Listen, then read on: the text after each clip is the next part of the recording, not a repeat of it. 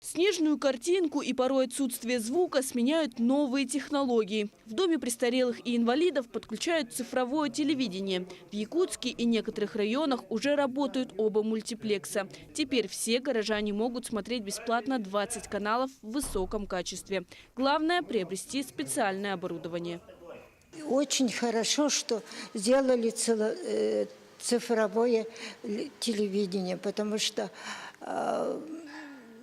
мы часто собираемся в фойе, хотя у нас и есть в комнатах телевизоры, но мы собираемся всегда в фойе и смотрим, и слушаем передачи. Раньше плоховато показывала, а сейчас очень хорошо показывает. Но в бочке меда не без ложки дегтя. В бесплатной 20-ке каналов нет региональных. И эта проблема волнует не только Якутию. Национальное вещание практически по всей стране оказалось вне цифры. Впрочем, продолжить смотреть региональные каналы можно будет на кабельном и спутниковом телевидении. Правда, уже не бесплатно. Еще один вариант – старое доброе аналоговое ТВ. То, что касается региональных вещателей, то есть в частности программ НВК «Саха».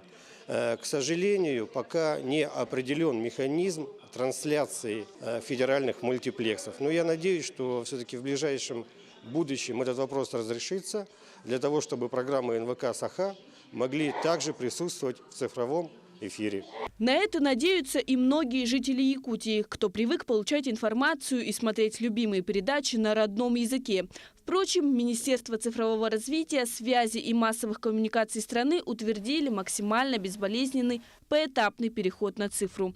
Так, полностью в цифровое пространство федеральные каналы перейдут только с 3 июня. До того у якутян есть еще время определиться с предпочтениями и выбрать свое телевидение. Кристина Якупова, Илья Сыромятников, Якутск.